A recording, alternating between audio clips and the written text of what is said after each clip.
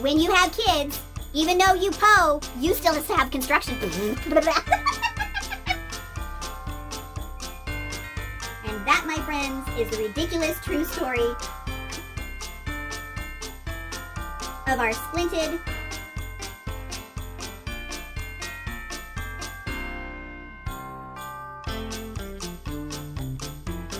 Just in time for Christmas, have I got a story for you. This ridiculous true story really did happen. It was over 20 years ago, and we was Poe. I mean, we was generic mac and cheese Poe. And we had little kids. Y'all know what that's like when you got little kids. You don't have a lot of anything. Money, sleep, time, energy, smarts. It was Christmas, and I really wanted a real Christmas tree. We decided to go out to the woods at my husband's parents' place and cut our own tree.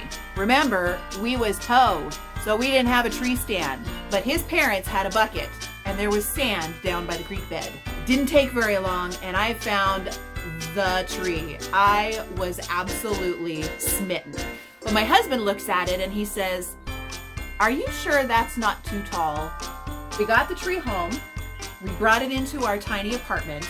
My husband stood it up, and sure enough, it was about 2 feet too tall. He gave me the look. So we used a kitchen knife to cut off the top of the tree, and then we cut the next 12 inches off because I wanted to save the top and reattach it, which I did, with cardboard strips and duct tape. Don't judge. I really don't remember my husband's reaction, probably because I was still tragically, emotionally committed to this tree. We realized that the bottom branches were so wide that it literally had to sit in the middle of our living room. It couldn't go against the wall. Let's just flatten the back of the tree by trimming the branches off. Nope. That made the tree too fret heavy and it couldn't stand up on its own. We can just take string and thumbtacks and pin it to the wall. No joke, people, you can't make this stuff up. This was about the ugliest tree you could imagine. And now it was time to decorate.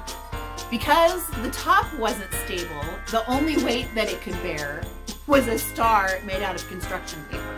But hey, when you have kids, even though you Poe, you still have construction paper.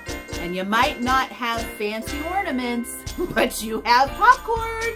And what better way to celebrate having a real Christmas tree than to recruit your 2 little kids to help you string popcorn to decorate it?